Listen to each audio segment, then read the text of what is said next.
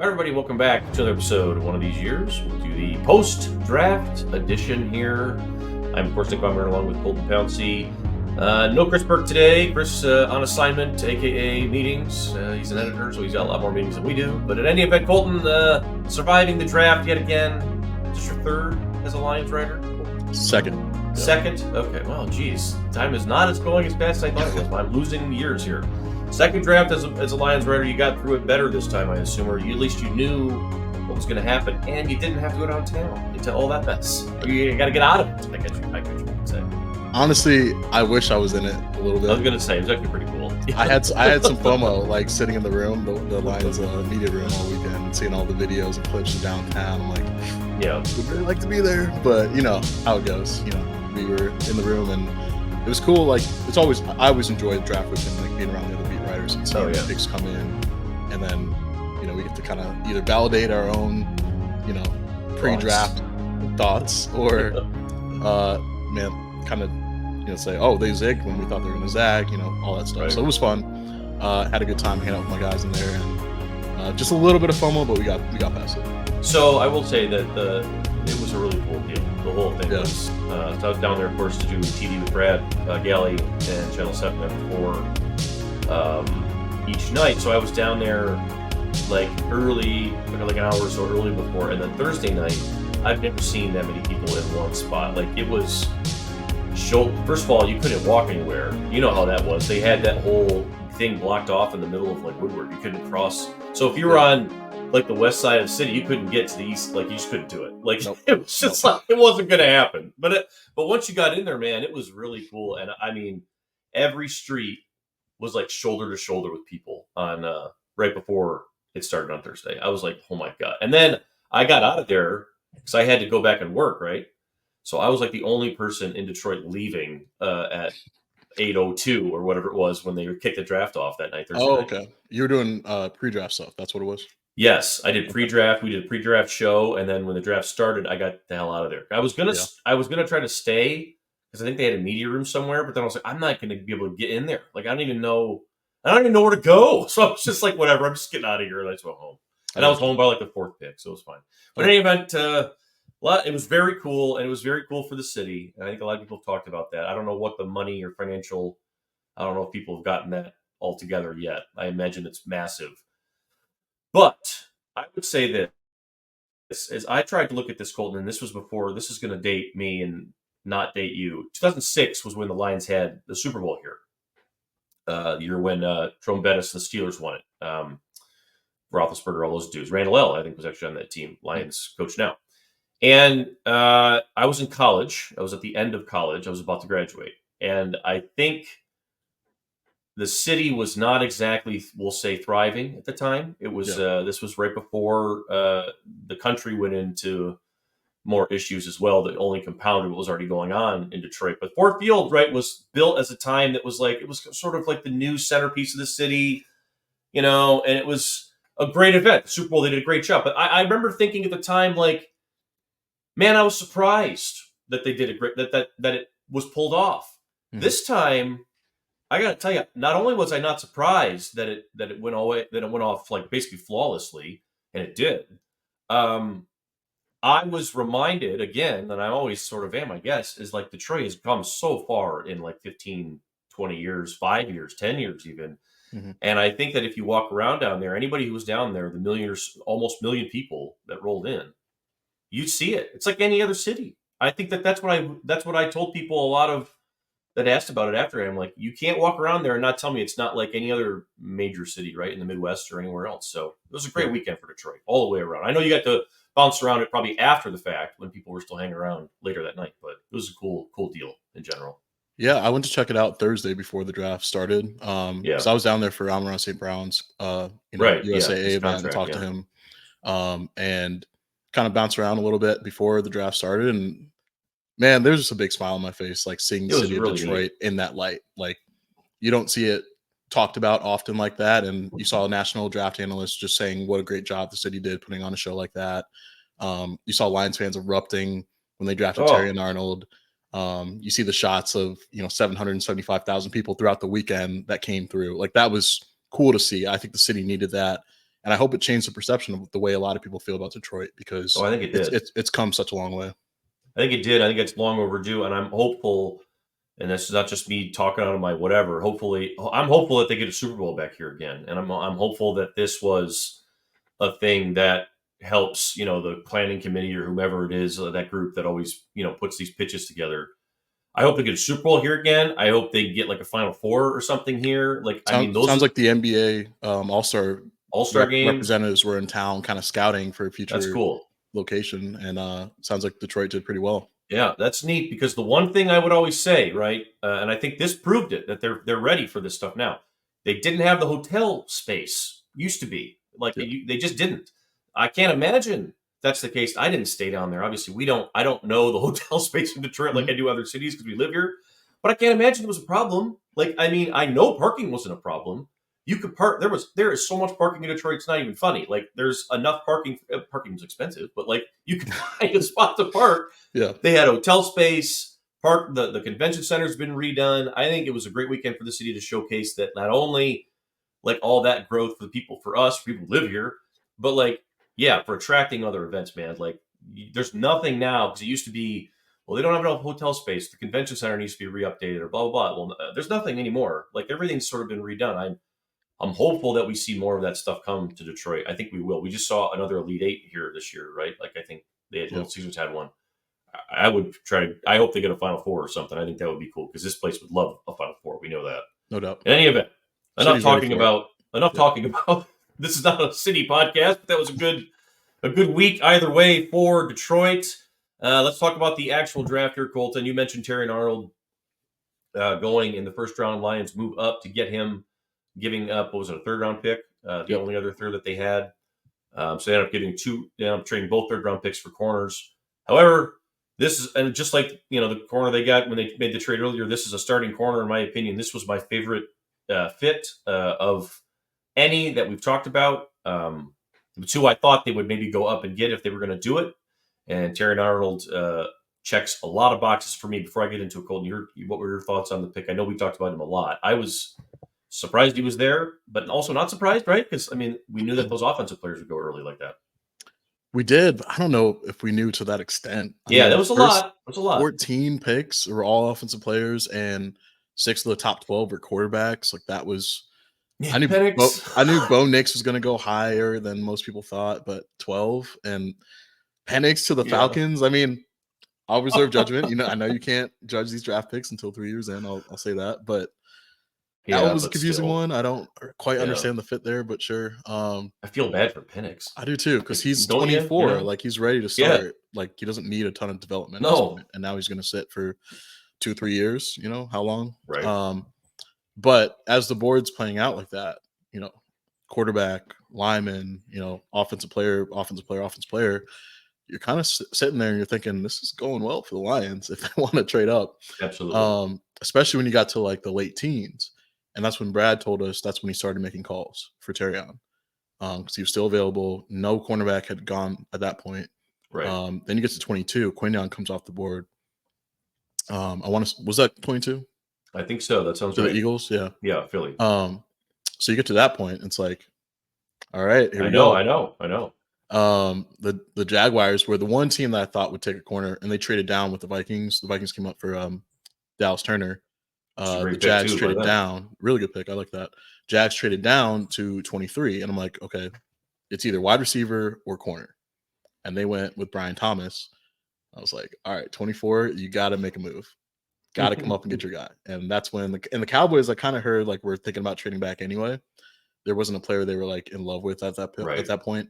So when the Lions, they're sitting there, we get a notification the Lions are coming up to 24. I think everyone in the room knew that they were taking Terrion. It was just a matter of time. He was too good a fit to just let sit there. And so that pick was made. The city erupted. Them handing him the microphone and saying, he took it. I'm home. Yeah, he did.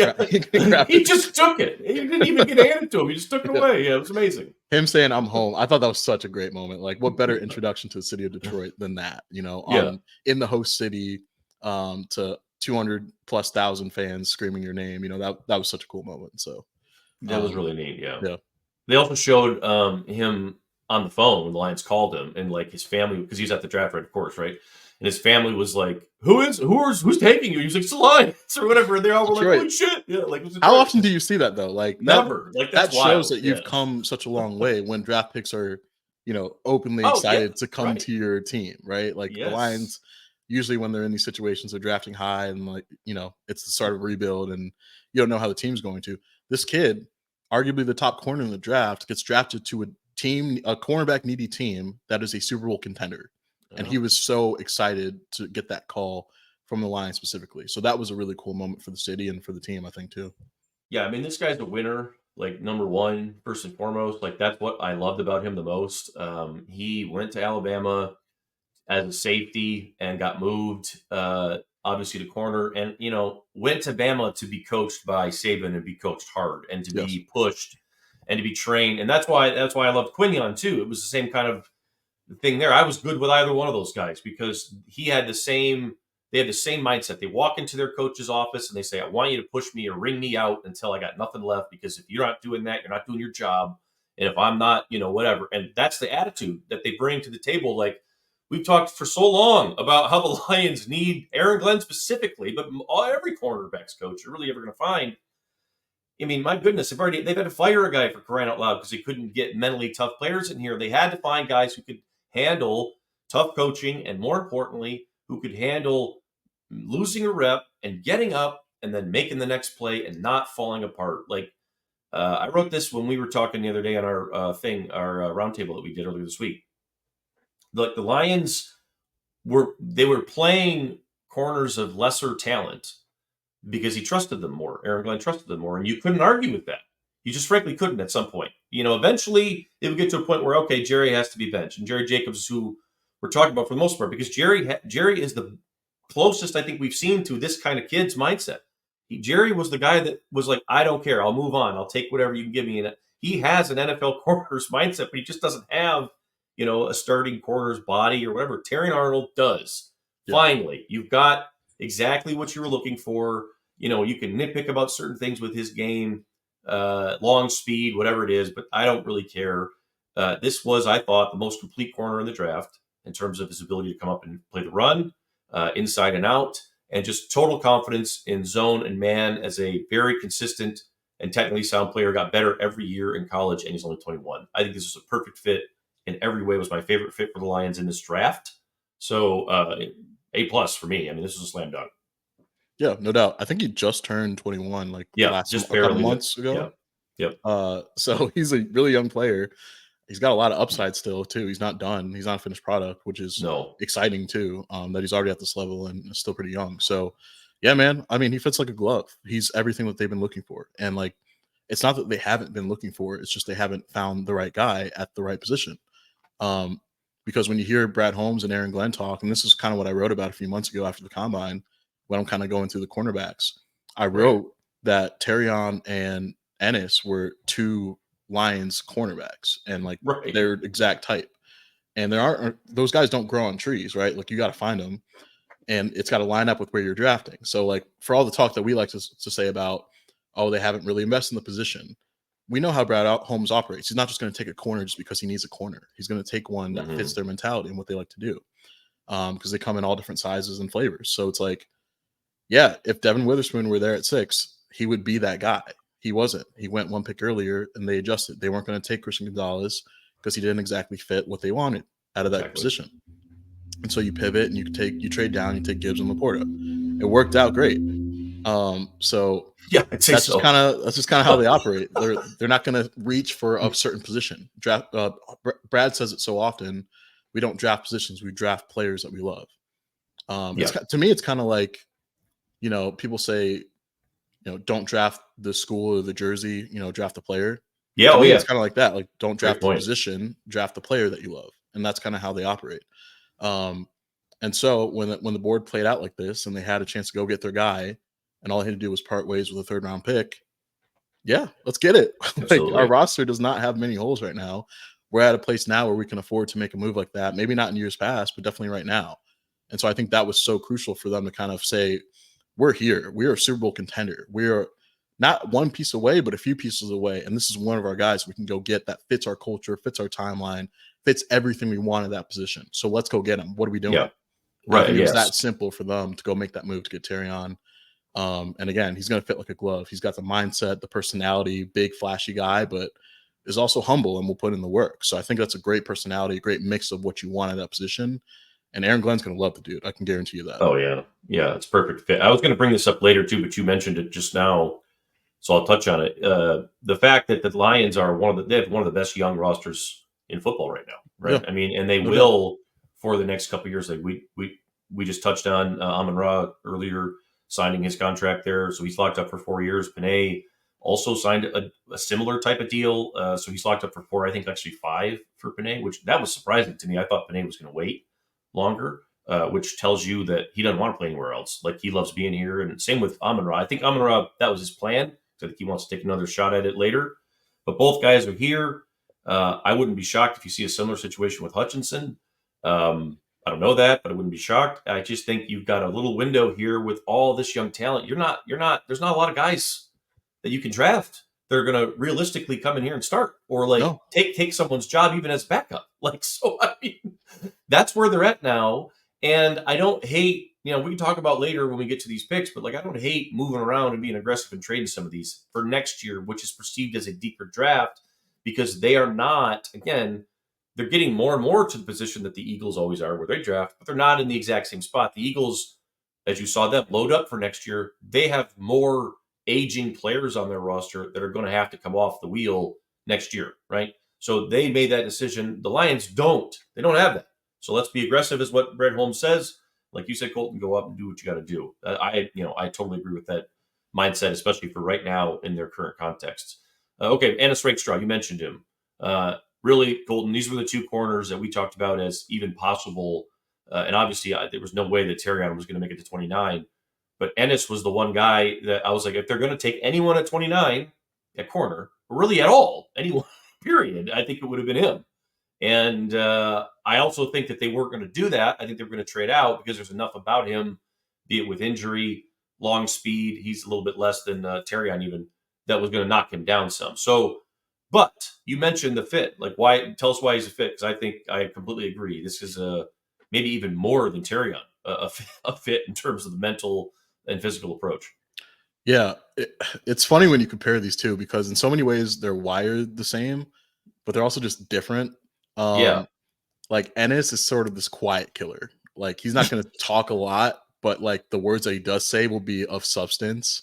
And you can tell by his body language and how he carries himself that he is an alpha. He just doesn't need to talk about it as much. Whereas Terrion, he's got this big personality. He's got this flashy smile, and he pairs it with the alpha dog mentality. So they're different guys. Like Ennis is probably more reserved, but you're still going to feel that presence. And that's what Brad Holmes said. He says he exudes dog mentality, which I thought was a fantastic line and something that captures him perfectly.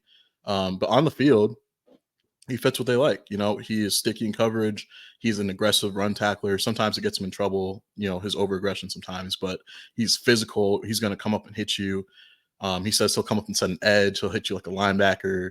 So the words that he says, you're just like, all right, damn. Yeah, I see it. Even if he's will only say, 10 words, the words will matter. That's kind of what my takeaway from talking to him. And I watched him, he's a Mizzou guy. Shout out Mizzou. Right. They had a great draft. And they had a lot of guys. Like drafted. We said. But so I watched him play for over the years. Actually, Michigan State was recruiting him when I covered Michigan State. So I kind of watched his tape when he was in high school. He was an under-recruited guy that kind of blew up late in the process. And he took that so personally.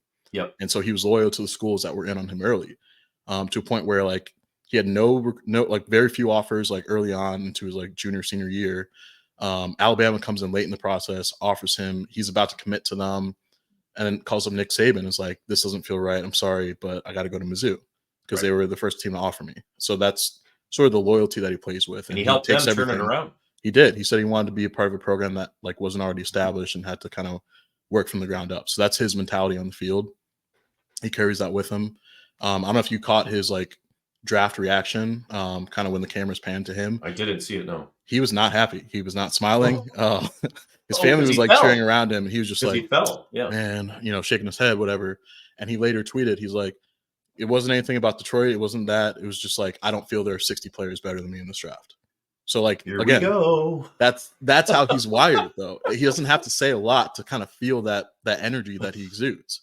So now you got two guys that are wired the right way in different ways, but still wired the same at that cornerback position. We went from having 0 long-term fits to now 2 in the same draft class. And I thought that was awesome that they double dipped at the position and that he was the best player available on their board. Like that's what it was. Brad said, we thought there was a chance that he could go in the first round and we might even get a crack at him. They thought about trading up for him at various points, but they just decided to play the board and they ended up getting their second best cornerback prospect on their board. He was number 2 behind Terrion Arnold. So getting your 1 and 2 players at a position of need in a year where you have Super Bowl expectations, I don't see how anyone can have, a problem with that. They address the need and they just happen to be BPAs. Like that's perfect. No, I don't know what the complaint would be. Frankly, they're both inside outside guys that are long term answers for problems that you're going to have. Because we talk about it all the time, Colton. They made moves at corner, but they're not before the draft. But they're not long term solutions. They're not things that are answering problems that we sit here and have talked about every year for the last 5 years around here. Which is like you gotta have to have at least one, for God's sake, that can go out there and be a dog and just not get bullied. And be somebody that the other team's best receiver is going to have to actually care a little bit to prep for, right? And now you've got that twice because, like you mentioned it, those are the top 2 guys that fit. They were the top 2 corners on all of our board. Anybody that follows the Lions would have told you that covers the draft and knows what this is. Those are the best fits. Ennis, maybe even more so. Like I said on TV, don't be surprised if this dude's in a fight by the end of the third day. This guy. Yeah. And you said it, the reaction that you just mentioned, that reminds me of St. Brown, Monroe, when they drafted him. It was an immediate, this is bullshit. And he was just livid, immediately furious. And it was he had to say multiple times, it has nothing to do with Detroit. I love being here. I love the dudes. But most of his first year, he was irate.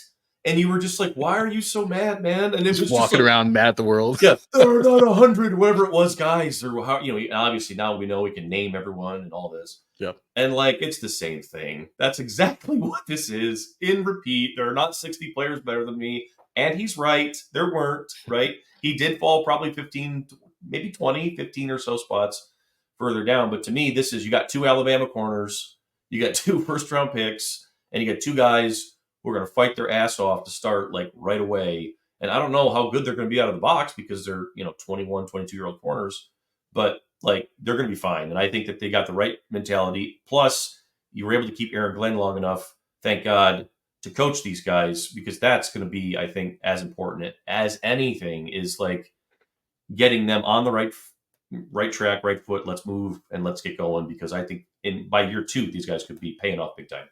Is there anyone happier right now than Aaron Glenn? No, he had to wait, brother. He had to wait a long time, but he has to be thrilled with this. Yeah, has to be thrilled. These are his guys. He's been trying to play this brand of football for so often, but hasn't had the horses. And he was probably tired of these Band-Aid corners that they were giving him and saying, make it work. And so it's now, okay, I got 2 corners, 2 guys that play in my style. Let's go. And I know they're young. It's going to take time for them to actually find their footing in this league, but the same time, maybe it doesn't.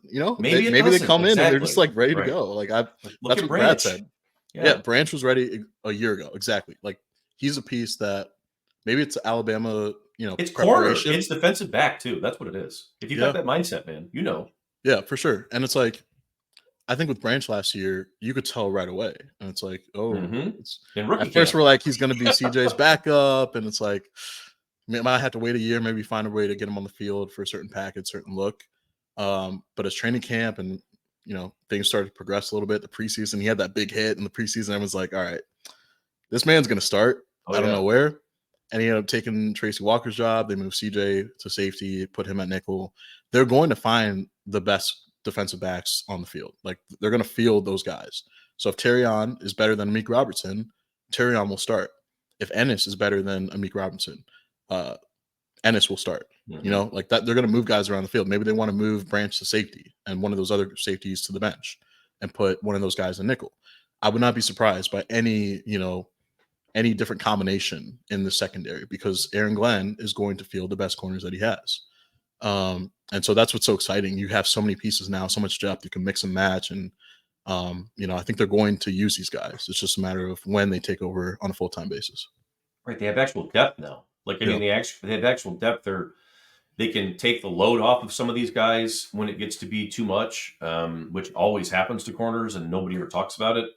Because everybody wants the Sauce Gardner alpha who can just go out there and play 1,000 snaps and not care about, not wear down. And it's like, that's just not real. That's not the thing that happens. So to me, they're more than as much as anything. They're so much further removed from having to like go to the street and find a guy, which is what they were always having to do. Like, even in camp, like it would just be like, you'd get to the third week of camp and you're like, oh my God, they have to go out again and find like 3 more guys. Like, this is not okay. So to me, like, finally, I feel like with the moves they made this offseason before the draft, and then these two, like, you couldn't have asked for better answers in the defensive backfield there. Nick, Kindle Vildor was starting in the NFC Championship game for this team like 4 months ago. Can we talk about that? Because right now he is CB6 on this roster. Right. You got Carlton Davis, Amik Robertson, the 2 rookies, and you got Emmanuel Mosley's back. That's 5 corners above Kindle Vildor, who were starting in a game that you were 1 away from the Super Bowl. Like, that is crazy how much they've turned over this position in a matter of months. They really added to it. They saw a need and they attacked it. And I think you have to give them credit for that. Absolutely. I mean, they had to. It was no choice. That's why that and some coaching decisions are why they lost that game and weren't in the Super Bowl. So, okay, let's move forward here to maybe the most controversial pick, or the one that folks were most, what's going on here about. Maybe, I guess, there's a couple here.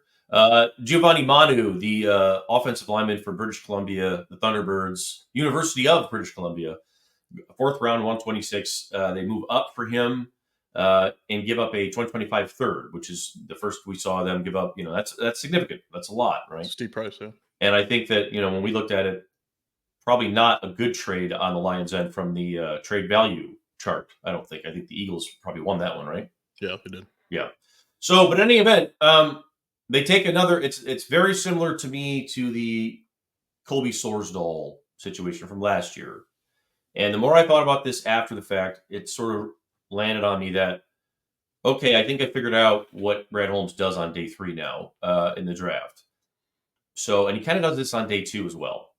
He wakes up on these days and he's got 1 or 2 guys in his mind that he says, if I don't get them today, I'm going to be a petulant child for the rest of the year and for the rest of my tenure as Lions GM. I'm going to be so miserable that like no one's going to be, because I know they're going to go off it, right? And these were the guys, Manu and Sione, Vaki, the running back safety here. We'll talk about in a second. But most importantly, I think it was Manu, is that like, would he have been there in the 5th round? Probably. Would he have been there in the 6th round? I don't know. Maybe, probably, but maybe not. He did have a lot of people at his pro day, and he had an awesome pro day, as we'll talk about. Maybe he goes undrafted. I don't know. Maybe not, though. And for Holmes, I think it's like, if there's a 5% chance that he goes, I'm not risking it. I want him. I don't care. I don't care what it costs. And that's what we're going to do. And that's what they did. And it's like, and I cannot disagree with the strategy at this point. And of course, you have to wait to see on the grade. But I like this pick. I like it the more I look at it, to be quite honest with you. Because again, all the context we've talked about, it is a steep price though. And I don't know. I'm curious on your thoughts on the whole thing here. Yeah, I mean, it really comes down to the gut feeling that Brad Holmes has. Because he said he woke up and it would have been a gut punch not to land both of those guys, but especially Manu, I'm assuming. Yeah. And it got to a point where he had to talk to Dan, and Dan's like, those are the 2 guys I want. And then Brad's like, all right, let's go. Let's get our guys. Let's not even play around. We're okay with sacrificing future capital. Let's get our guys. And, there's some risk with that when you get a little, careless with picks or whatever. I'm not saying that this necessarily is careless, because it's only a 3rd round pick at the end of the day. But at the same time, you don't want to get in the habit of that, fall in love with guys to a point where, you're sacrificing years and years of capital. Basically, you don't want to be the Rams. And yeah, that's a starter is what you're giving up. He came from that background, but I don't think that's his philosophy. I don't think he'll get into that habit. but you do have to mention it, and it's part of the context of this conversation, right? Mm-hmm. But at the same time, you hear the way he talks about Manu, and then you hear how many teams were interested. Right. Like he had 11 30 visits, which is a lot. Like the Lions had to squeeze him in on a Sunday, which is very rare. When you're going through this draft process and you're talking to players every single day, you usually have that Sunday off to just kind of, take a mental break. Yeah, see what you just got through. Yeah, exactly. Yeah. And they couldn't take that Sunday off because they wanted him in the building that much. That was the only time that Manu and his team could make it work. And they're like, all right, we're going to open our doors for you on the Sunday. And that actually meant a lot to him and showed him that they wanted him. Oh, sure. Yeah. And then when they traded up for him, he kind of mentioned, I saw like a draft video where he's like, wow, they traded up to get me.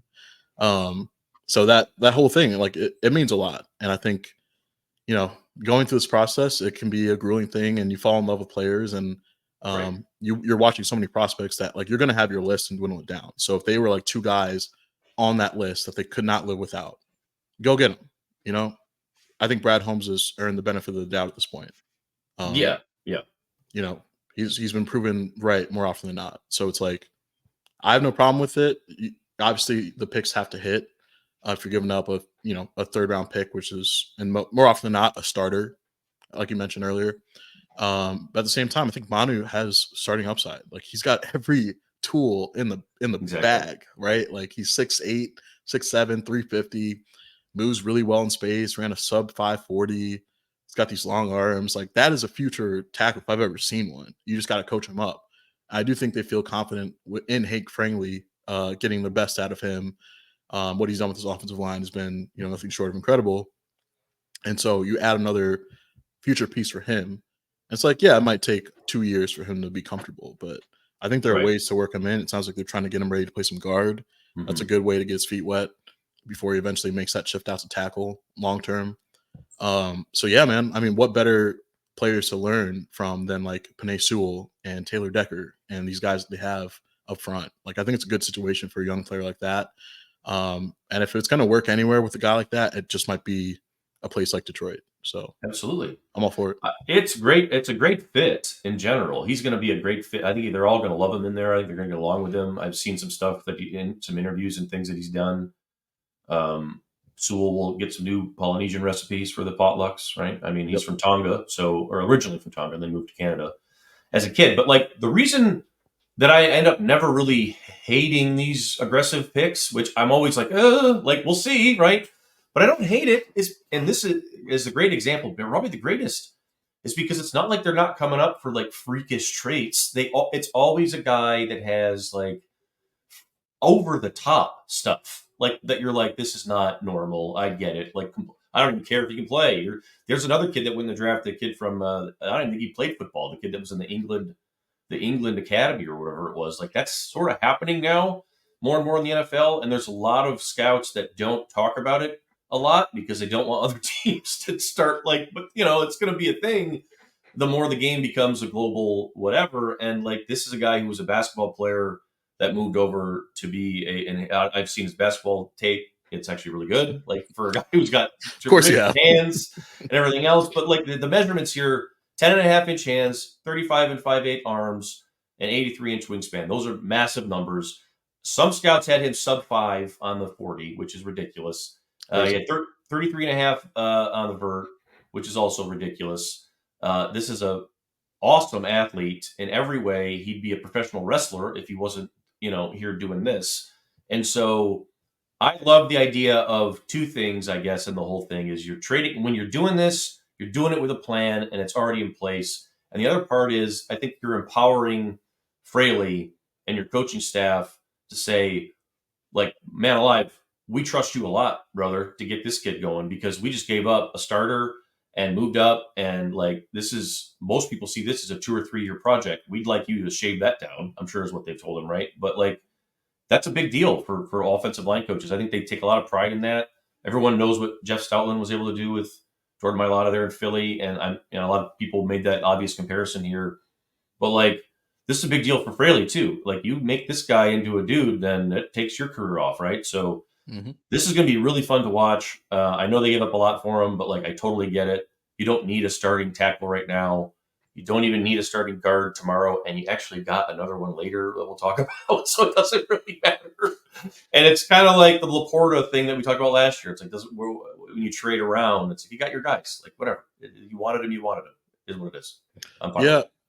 And, I know a lot of GMs will say, oh, we didn't think he was going to be there. And then, if we waited, he wouldn't have been there. But I actually believe Brad when he says it, because more often than not, like you hear something like the next day about it from someone else. Like it was the Gibbs pick last year. If they didn't take him at 12, I think the Jets wanted him at like 15 or something like that. So he wouldn't have made it to 18 if they just Vikings there. too. Vikings wanted him, in the 20s, and they ended up taking Addison. So they were mad about that. But yeah, it's like Holmes said he got the answers to the test after, and he said some teams like in that next tier were about to take him. So he had to come up. He got good information about where he was going to go, and he went up and drafted him. And now he has a potential, starting tackle for the future, or guard, wherever they want to put him. Yeah. And you got him in the 4th round. And like if that pick hits, it's an absolute steal because we know how much linemen are getting paid, and we know the position and what free agency demands come from it. So it's like, man, if you can get a cheap developmental tackle that can take over in a couple of years, like that's a hit. And I understand giving up a 3rd for that because that's a valuable position. And he's got all the tools to be a really good player. You just got to give him time and let it kind of play out. And he could be really in time, and I think this is probably a long-term view, is like he could be the symbol in a lot of ways of this is our program here. Yep. This guy loves football. Like if you watch any tape or interview with him, you can see it from the, right out. It's oozing out of his body, like how much he loves it. He wants to be good at it. He put on 80 pounds and all this. Like he's a dude. And I think that if you can take this guy who is incredibly raw, like with everything he does, like, I mean, his hands are raw, his feet are raw. It's all raw. Like it's all over the place. If you can fix that and get him going, man, like you can sell anything to anybody. And I think that that's sort of another thing I look at with that one. The next one that you mentioned that they both liked, Holmes and Campbell, that not surprising that Campbell likes this guy, Sione Vaki, the defensive back version of Jason Kabinda, in my opinion here, from Utah. Safety mostly there at Utah, but also did run the ball some and had like 160 yards in a game, which is insane as a primary defensive player. What do you know about Sione here? This one was the one where I maybe was a little bit more like, I'm not sure, but like, again, I don't hate the fit at all here. This is fine.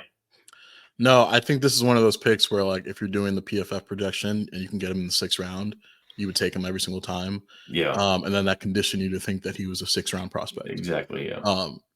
When it seems like the NFL was higher on him because Brad wouldn't have traded up to where he did if he thought he was going to be there in the 6th. You got 2 6th round picks, right? So just wait for him if that's the case. Obviously, it wasn't. So he went up and he got his guy. And the thing with Vaki, I always thought they were fit. I mean, they brought him in for some. Yeah, you mentioned him a few times. Yeah, because they met with him like so many times throughout the pre-draft process. So I'm like, they must love this kid. And I was not surprised that he went there in the 4th and they trade up for him. I thought it was maybe a little early, but like, again, I don't have the information that he does. So if you got feedback that he was going to make it out of the 4th round or whatever, sure, why not get your guy? But the interesting thing about Vaki is like, you're looking at the secondary room and you're like, okay, they could probably use another safety body, just some depth. So that's where I thought they were going with. And I'm like, he's a great special teams player. Yes. I think he could be that CJ Moore role and kind of do everything for them. So that was kind of my initial vision when they drafted him, but they announced him as a running back. And then Brad comes out and he's like, yeah, he has 30 visits with us and he met with the offensive coaches. And it's like, we are very intrigued by his upside as a runner, as an offensive player.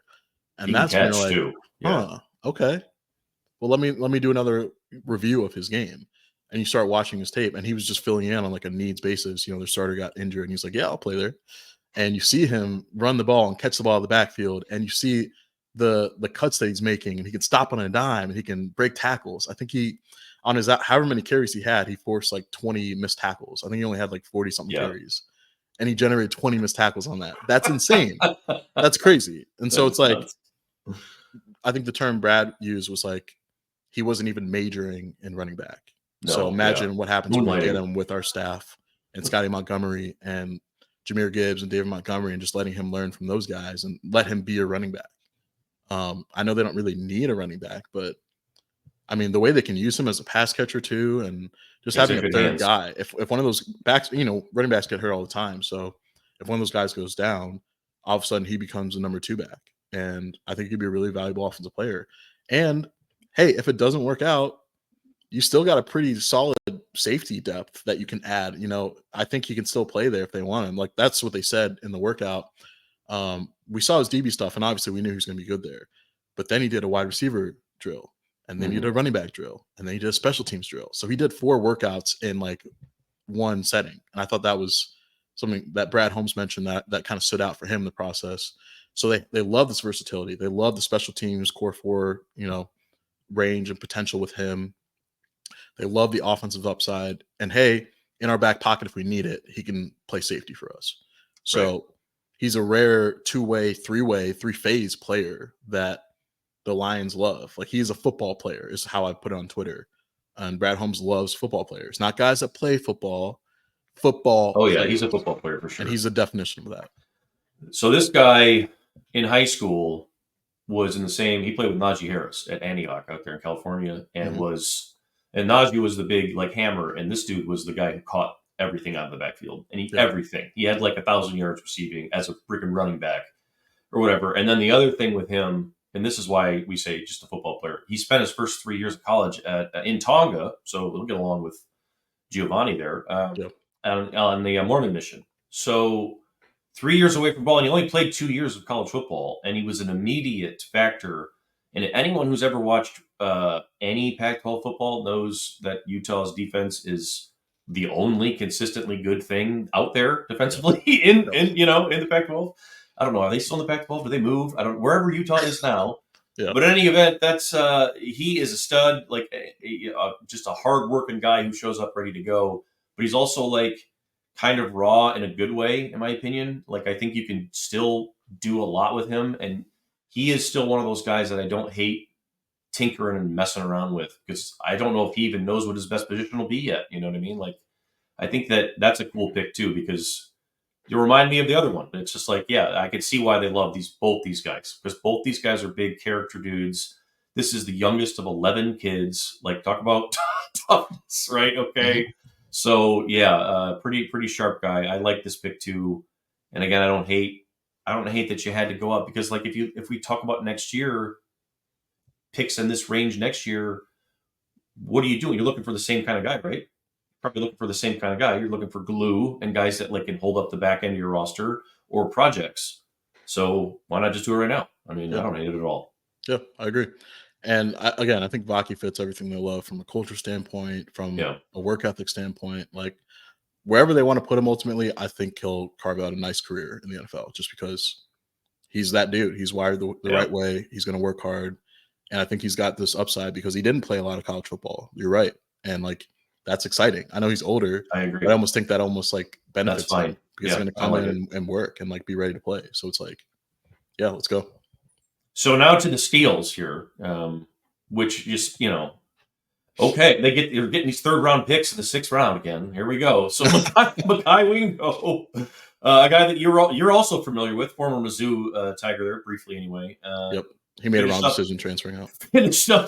Actually, if he had stayed at Mizzou, my God, nasty. Yeah, finished up at LSU, and I believe was a captain there at least one of the years. This guy is super strong.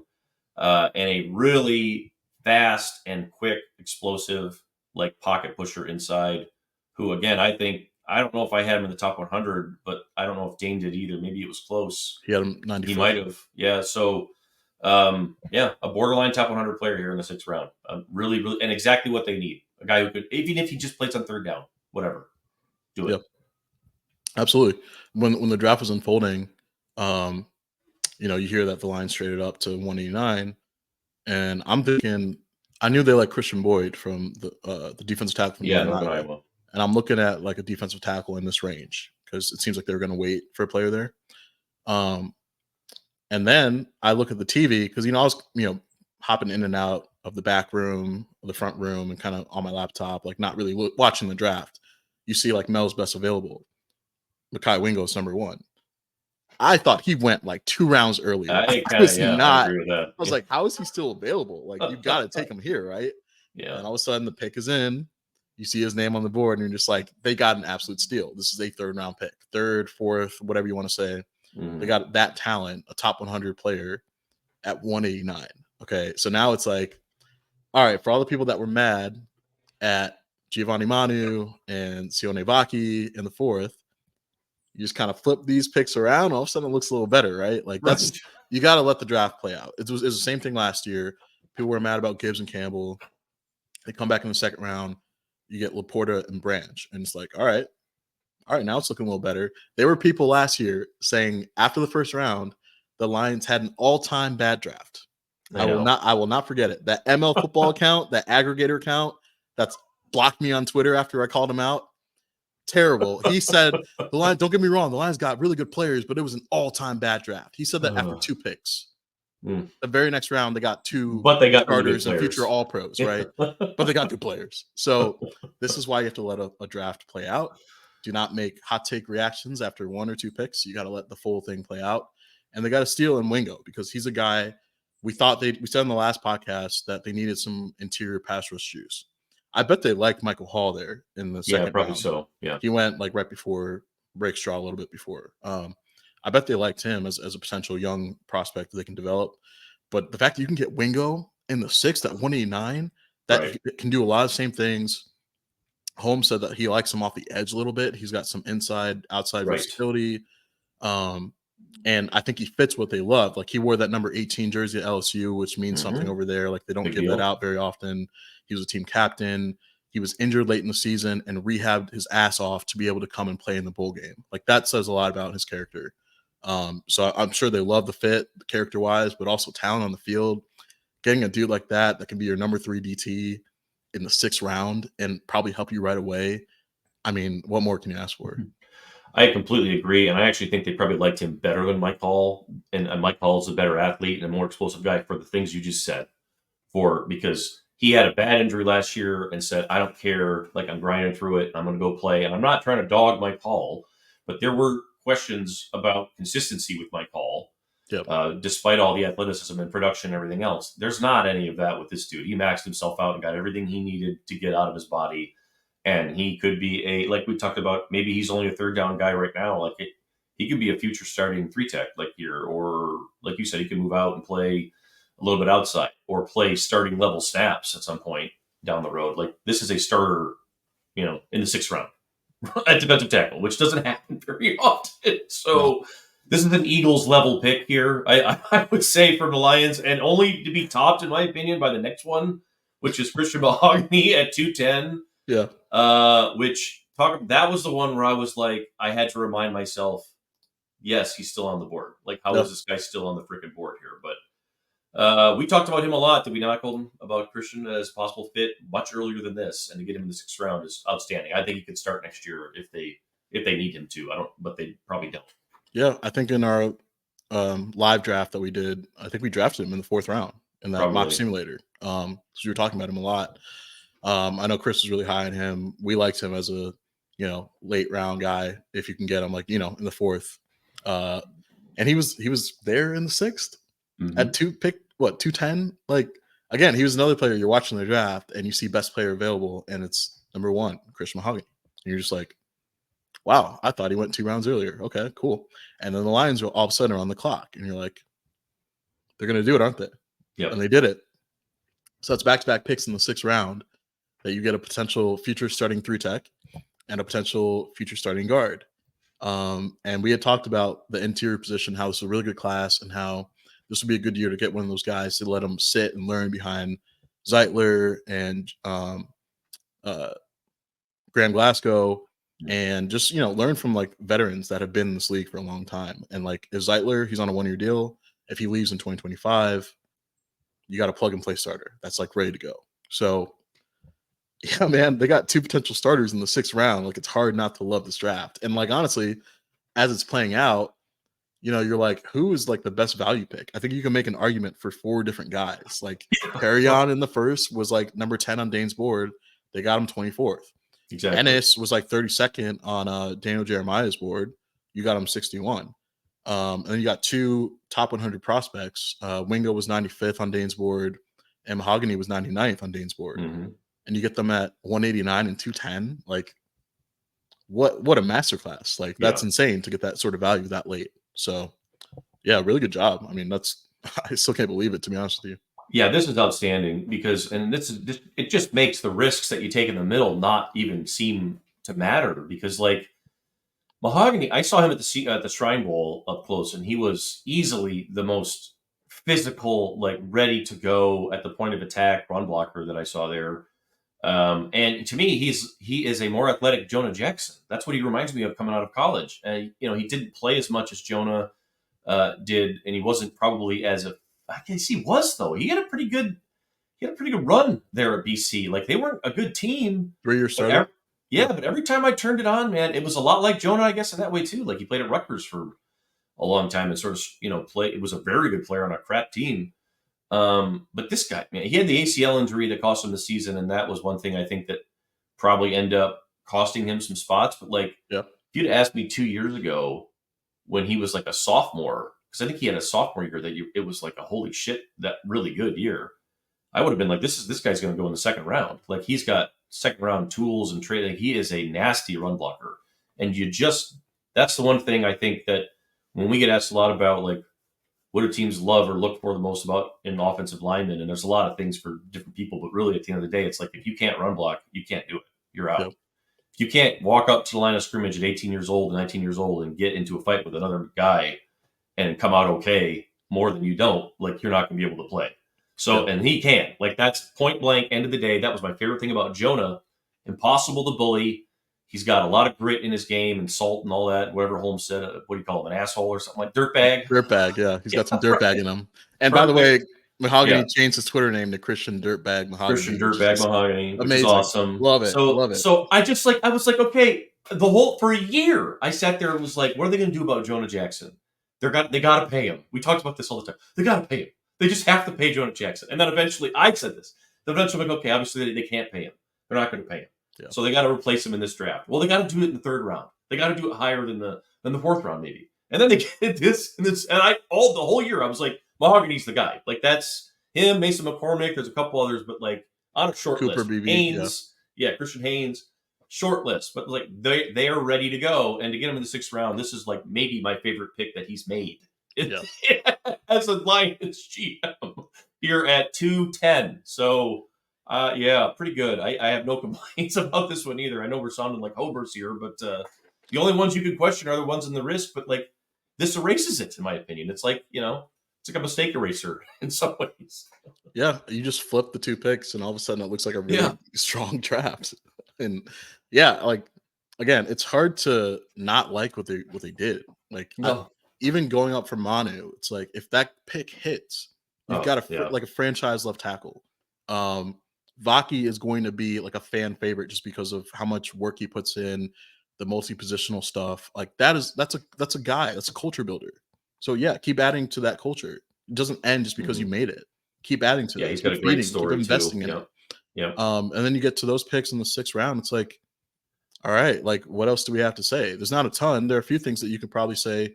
Yeah, maybe a wide receiver, maybe an edge, but like, this wasn't a great edge class, and you're not going to reach for a guy if you don't like him. And with wide receiver stuff, it's like, you can't fill everything in a single draft. So I'm cool with it, man. Like, I thought double dipping at corner, getting depth and future starters, and everything they did on day 3, like, made for a really, really strong draft. Just good all the way around. I mean, the spots that you need, like you just said, the spots that you needed to find guys who could start, you did. And the spots that you needed to find depth, you did. And like, my end point is, we've talked like a lot, maybe a year or two ago, about a lot of teams, or a lot of people would get mad, even in 2021, about, well, they're not drafting like the Eagles or the Ravens do. They're the teams that always get the good draft grades, and, they need to do it like they do. They need to sit and wait and just fall on these good players all the time. And I'm like, okay, well, you got to be good first to be able to do that, because they're the ultimate examples in the NFL currently, and have been for a long time, in roster maintenance. And it's through the draft, and it's through just being good scouts and understanding, like you saw Howie Roseman bring out 70 people for his press conference, right? That all helped with the draft. Like, they take it that serious. Okay, you got to get better to get to that point first. Well, look, they just did that in this draft. They more or less just had an Eagles draft, did they not? They sat there, except for two guys who we'll see about, but they sat there and waited and got starters because other people who made mistakes in other areas and didn't take care of their roster had to do something else and push starters down. So they just sat there and feasted on them. That is how good teams in the NFL stay good forever. That's it. And that's how you draft like the Eagles. They just did it. Like, to me, that's Brad Holmes has graduated, if he hasn't already, to that level of drafter, I think, in the NFL. I think he's probably got that reputation within those tight circles. And it's going to be harder for them, I think, going forward to pull off some of these, especially if Manu hits, he'll never be able to do that again.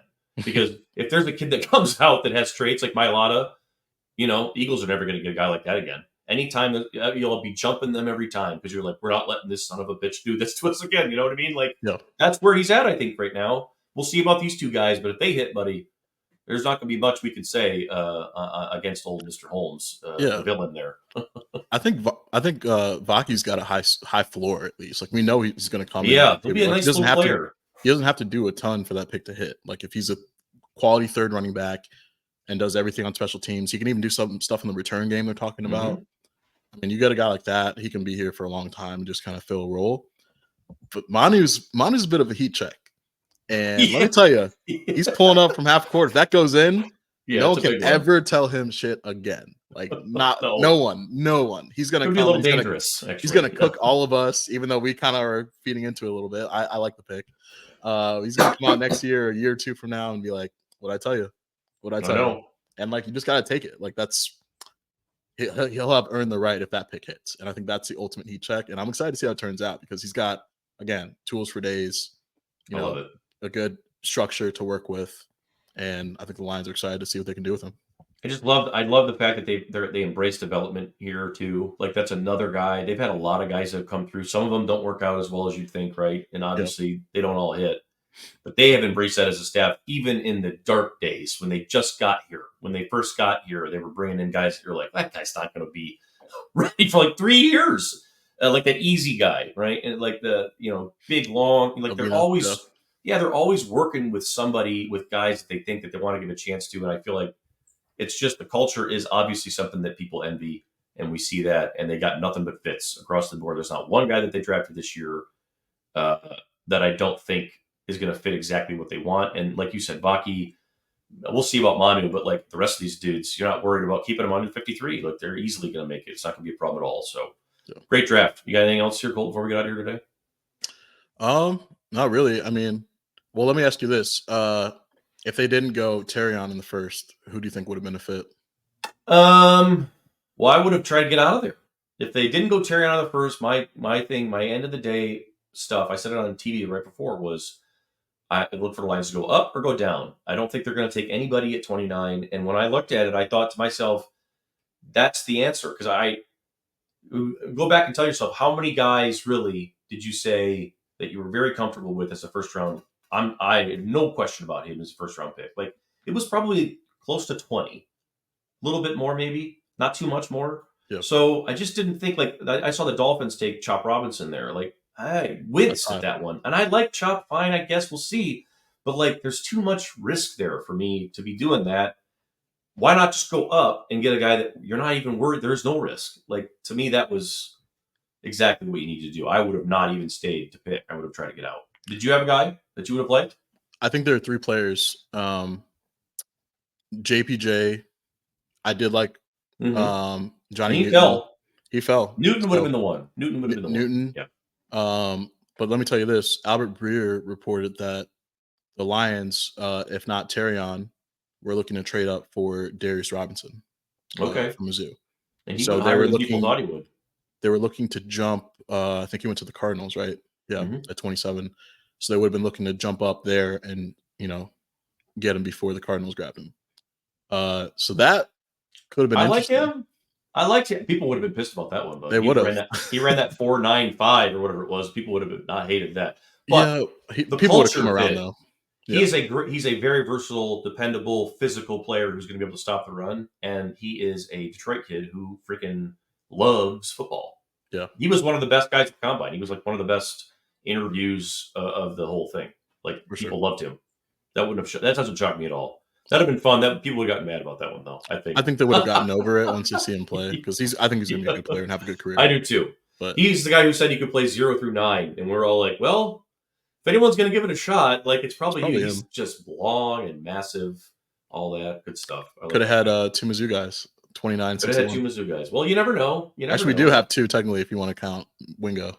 Wingo counts.